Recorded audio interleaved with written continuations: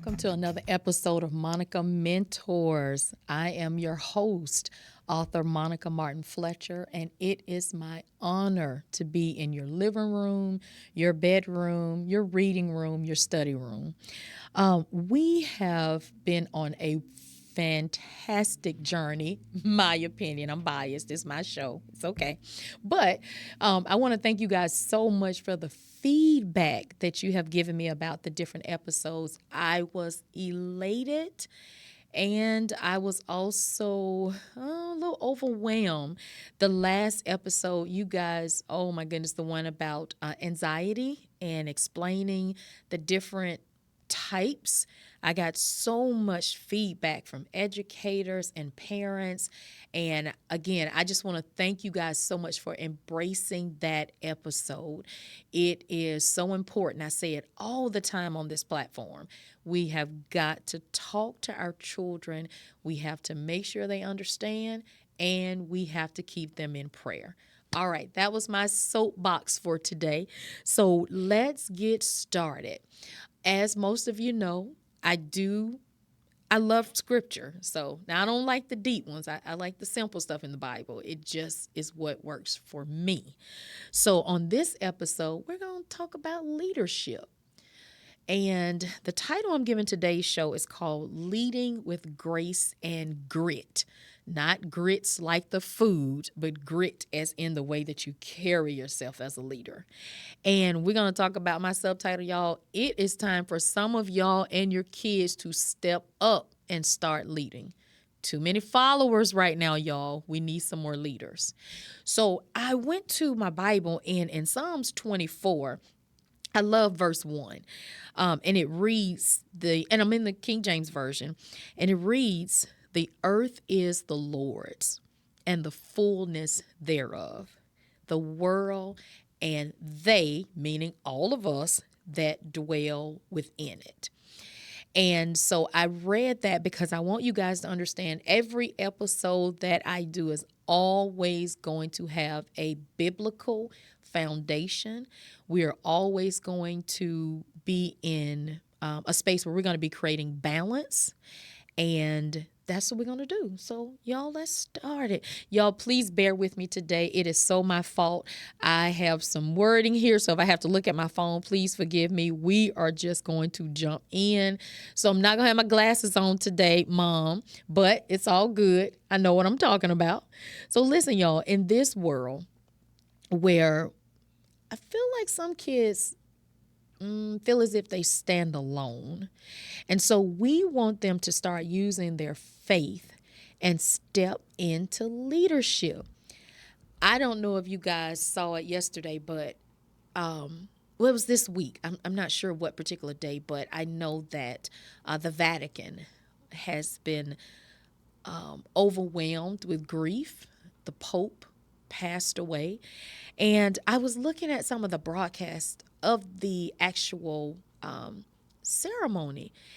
And that to me was I guess what I could use as an example of a human here as a leader. To see, I think I read, y'all, there were more than 250,000 people that witnessed that program with him.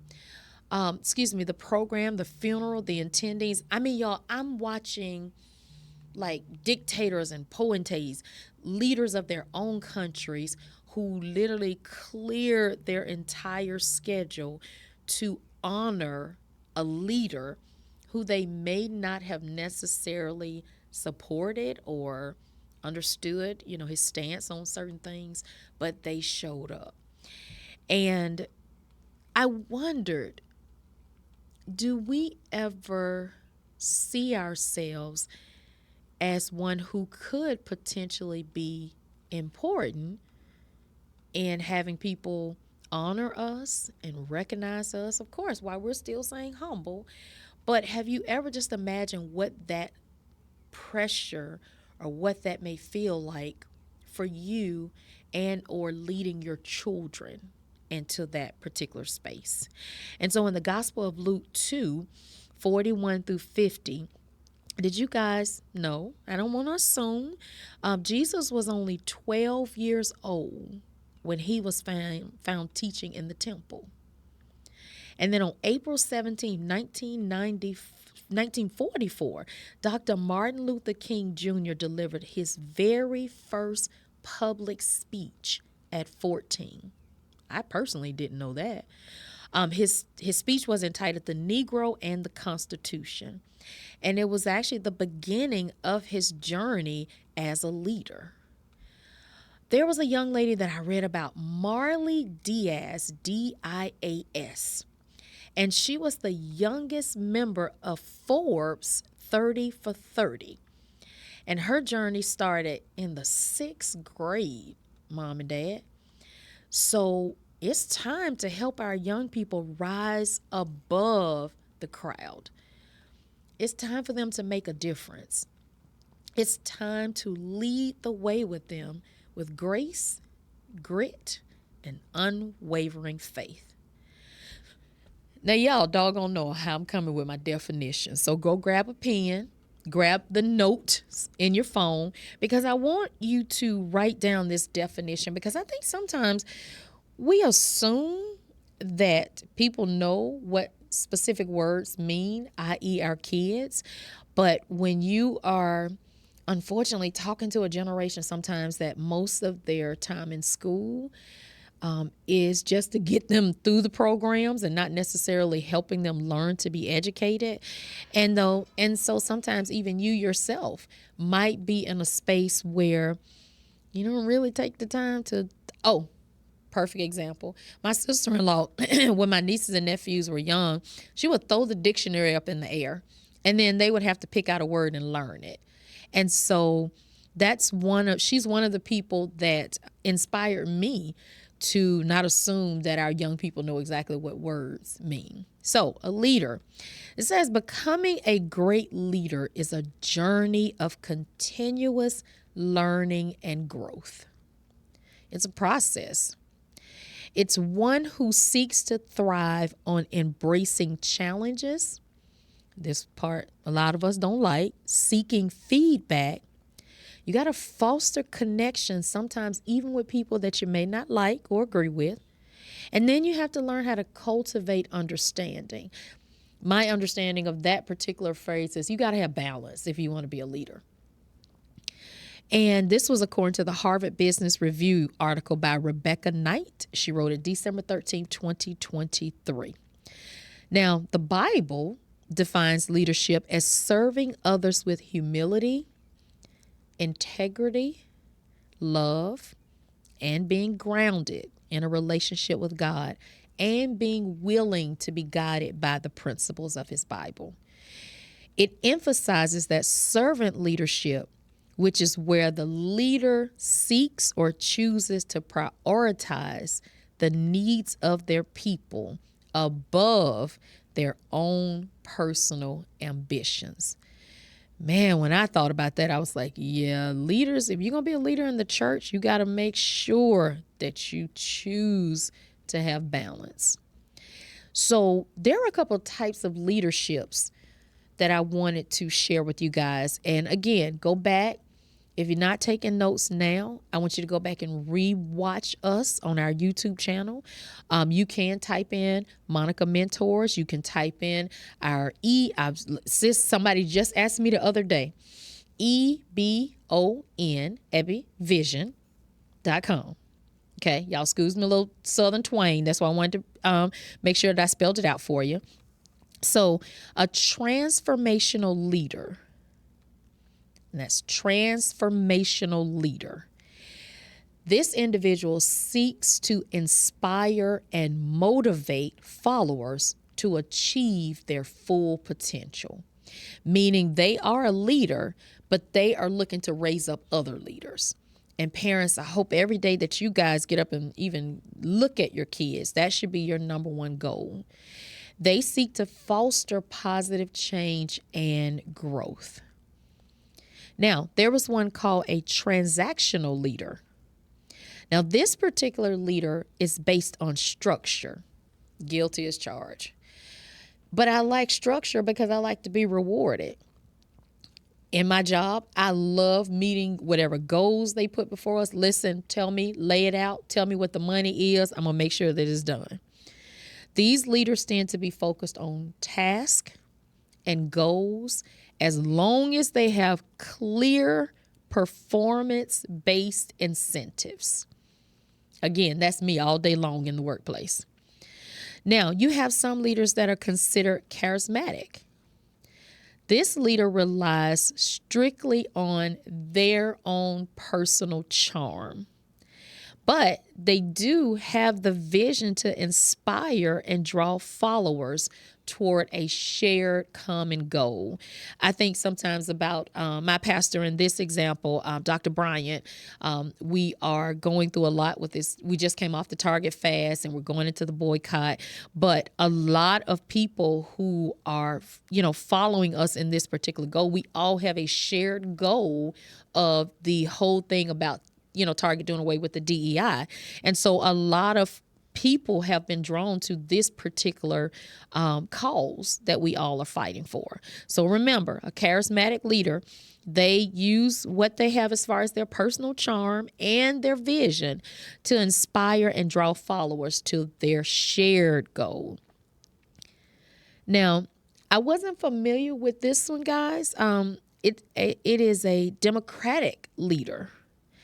And the note said that, according to the Harvard Review, they encourage collaboration and participation involved in the input from the whole entire group before a decision is made. And so again, they encourage collaboration and participation from the group collectively. They want the input before a decision is made.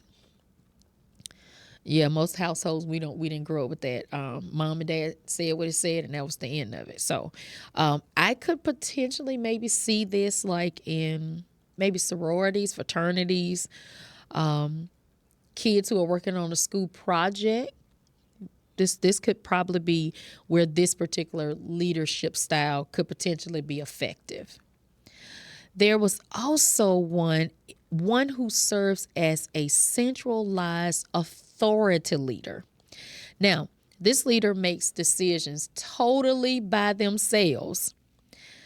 They might often be the best fit for an urgent situations. In other words, if we have to make if the group, I'm thinking of like a project that you may have to do in school, and the teacher, you have to write this, my college words are popping in my head, thesis, and you got to get this done as a group. They want you to know, hey, listen, this is what the project, this particular leader will take authority and say, listen, y'all, okay, we only have, a couple of hours to come up with this. So why don't we do this? So there's not a lot of discussion from the group. The group has to simply decide this person has to take authority. This is what we're going to go along with. Yeah, I can see a lot of this generation in that particular group. All right. Now, so you also have what's called a minimalist leader. And what that means is this person hands-off approach. They let the team do everything. They let you work independently. There's minimum direct supervision. They pretty much just say, guys, this is what the project is. Go do it. I probably would struggle in this, especially in the workspace or me thinking about mentoring with my kids. Now, listen, I do use the hands-off approach because I love kids being able to use their wit, their creativity. I love them to use their brains. I'm big on that because I don't want them to only be in a space of using it when they're playing a game, which, my opinion, sorry, mom and dad, they're not really using their brains, but strategizing to win, I guess, is a technique that's useful. But the minimum direct supervision is probably the one I would struggle with a little bit, only because y'all don't forget I like to be incentivized with goals. So, but again, you may have a lot of the kids that may prefer this particular approach. Now, you also have a biblical leader, one who is rooted in their faith, their values, and they focus on guidance from God and their leadership is strictly through humility and love. Yeah, I could see myself falling in this space, not necessarily just because I was raised in the church, but at this age in my life, if I do tend to have a decision, a leadership decision that I have to make at work, or again, when I'm mentoring the kids, I will pray and make sure that I'm staying humble because, depending on what the project is, I can get a little attitude if I need to, but I'm willing to admit that, so I'm working on it.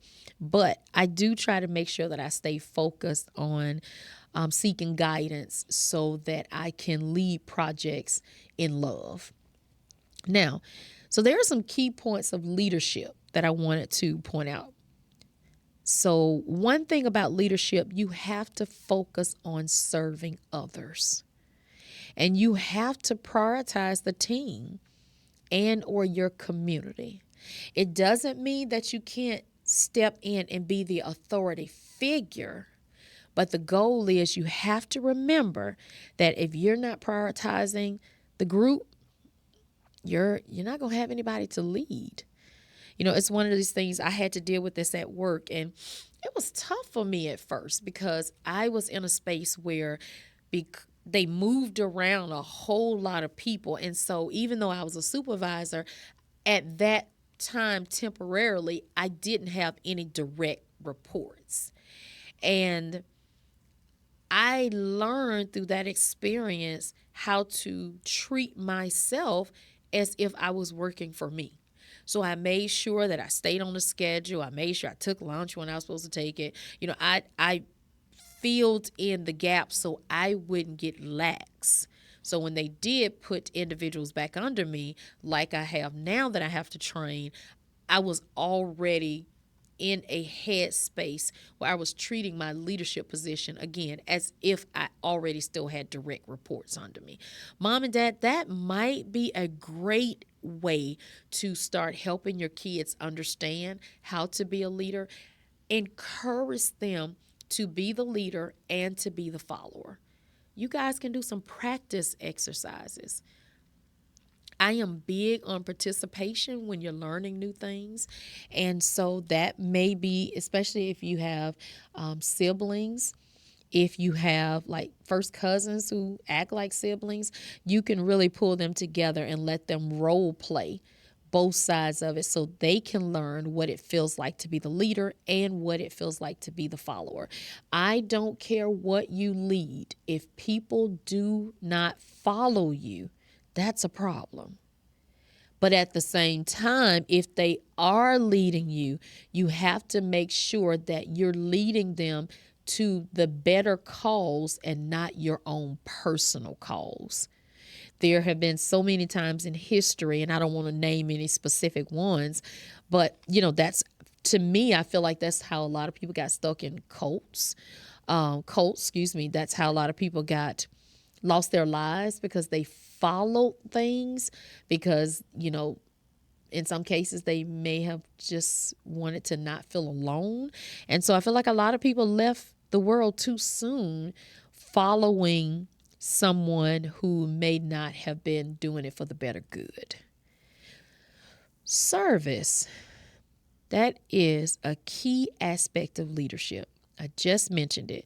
True leadership is rooted in humility and putting others before ourselves. If you review John 13:12-15, it says, he teaches us through the act of washing his disciples' feet that in God's eyes, leadership is not about power or position, but about selflessness, humility, and love and service to others. Standing firm in your faith. In the book of Daniel, Daniel refused to compromise his faith, even when it was unpopular or dangerous. We must encourage our kids to stand firm in their beliefs and trust God to lead them as they're leading others so they'll make the right choices. They got to have courage and obedience. The book of Joshua is a fantastic leadership resource, my opinion. Joshua 1:9 talks about how courage and obedience in God's direction, and that is essential for leaders. Joshua was one who he followed the directions of his leader, and he laid the path, and the people got where God had intended for them to be. So, God's calling and youthful leadership. David was anointed in 1 Samuel 16. This text shows us how God prepares young people for leadership, even when others may overlook them. I'm going to give you guys a personal testimony right here. I remember when I was in high school, and of course, just like every other high school, you had the cool kids, the nerdy kids, the comedic kids. You had it all.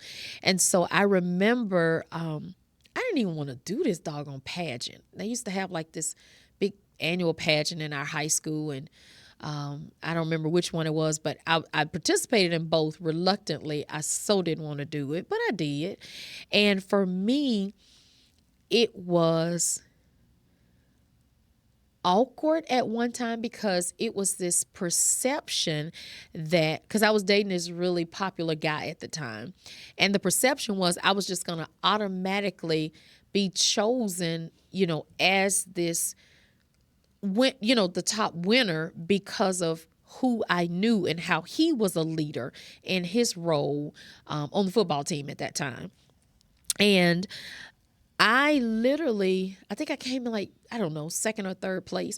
But what was so interesting about it, when people were asking me, how did I feel about it and what was my takeaways? Guys, this was the crazy part. Even though I didn't win the main pageant or whatever, I won. They gave like this award for best interview. And so I won that. And for me, that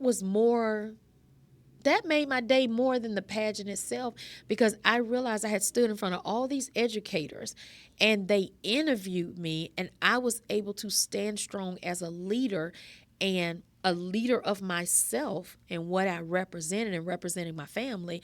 And so I was able to have the courage to sit there and they asked us some hard questions, y'all, but I was able to, I guess, put myself in a leadership role in front of other pivotal leaders to say what needed to be said.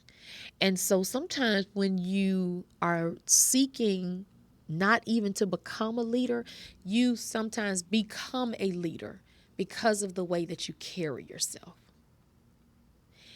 Parents, don't just raise followers, raise leaders. The world would not be where it is, my opinion, if all of us look the same, talk the same, dress the same. Oh my goodness, I feel like this world would be so boring. I was talking to my hairdresser the other day, and we were laughing about the different ways that I changed my hairstyle. But I tell y'all, it's so many people that'll come up to me and say, I wish I would have tried that, or I wish. And so I didn't even realize. I was like, wait a minute, am I leading a trend? Like, what am I doing? And so it's sometimes the little things that you don't even realize. When you inspire people, you are a leader. Kids, if you go in the classroom or in the lunchroom and people are, mocking or picking at someone, and you stand up and say, hey, don't do that, you're being a leader. I think one of the reasons that kids may not want to lead is maybe we haven't really taught them how simple it can be to lead, just by making a choice that pulls them out of the pack, especially if it's a negative pack that they are being influenced by, or their classmates are being influenced by. And so you can also use words to inspire our kids to become leaders. Proverbs 18:21 reminds us that great leaders, you have power in your tongue, and you can speak life or death. And so words spoken can encourage, build up, and even inspire other people to follow. The greatest compliment that I've gotten since I've been an author and I've been doing Monica Mentors is hearing other people say, wow, listen, because you had the courage, because y'all, I was so nervous when I started doing this. But when I saw you doing it, it made me feel like, okay, I can do this now. No different when I started writing books. No different, I think of my brother when he started producing plays.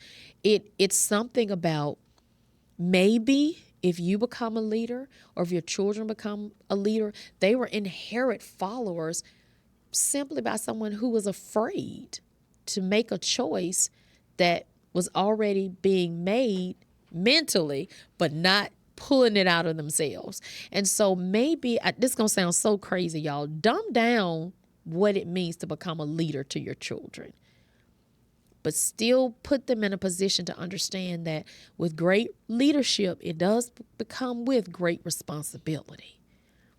And so you got to remind them also, guys, we got to lead with love and compassion. I'm always reflecting on 1 Corinthians 13. It reminds us that leadership is empty without love. These are traits that are pivotal, especially if you choose to be a faith-based leader. And then you got to overcome fear with God's strength. Another one of my favorites, the book of Esther. That hammer had it going on. Esther didn't necessarily really want to do what she did, and that's in Esther 4:14-16. But Esther looked out and saw how her own people were suffering. And her uncle Mordecai even had to come in and convince her and say, listen, you got to do this. And because she had a heart for her people, she took the lead in that story by going to her husband, who was the king, and she petitioned on behalf of her people. You don't have to be super duper deep to be a leader. I'm going to stress that throughout this particular episode. Did Dr. King necessarily want to do what he did? Probably not. But have you ever thought about where we would be if he didn't? Brother Malcolm, he might not have did what he wanted to do, but what if he didn't do it?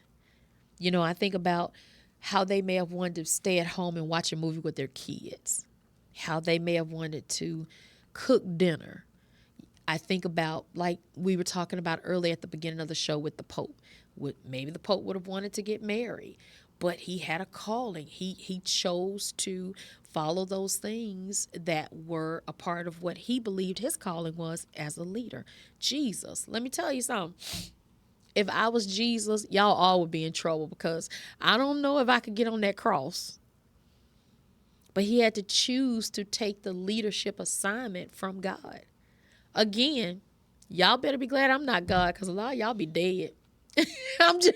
Because it's certain choices that leaders have to make for a body of people that makes them have to forget about who they are and put their selves aside and sometimes what their dreams are and what their goals are. But there are a lot of great men and women and young people who have chosen to do that. So what do you see as value as a leader? What do you hear? What do you dream? What do you think? What do you read? Are you even creative? Do you pay attention to the signs and the symbols when you're having conversations that show that you have the potential to be a leader? And so I want to give you guys these final words of wisdom. A leader once said, true leadership isn't about commanding attention, but it's about inspiring action. When young voices rise with purpose, change becomes not just possible, it becomes inevitable. During his tenure as the National Youth and College Director of the NAACP, this was the echo of what Dr. Jamal Harrison Bryant said to a generation. I hope that message reminds our young people that each of you hold a power to lead with courage, faith, and determination. Parents, guardians, youth leaders, family members near and far, let's help our youth embrace their truth as they step into the weeks ahead. Because y'all know we are in a pivotal season questioning leadership. But our young people, their voices still matter. Their purpose is divine. God knew them before they were formed in their mother's womb. He is still looking to give them guidance. Let's help them to spark change in a world that so desperately needs it. What are you going to do about it, Mom and Dad? You going to just raise a group of leaders? You going to raise a group of followers? Are you just not going to give any guidance at all? The choice is totally up to you. But what you choose to do for your children is going to affect them for a lifetime, for a moment, but you can best to believe they always going to have a memory of what happened to them in childhood. All right, guys, we're raising leaders. It's time for us to stop playing. Let's go, y'all. Now is the time for the saints to rise up to possess the kingdom. This is your girl, author Monica Martin Fletcher, and I will see you on the next episode of Monica Mentors.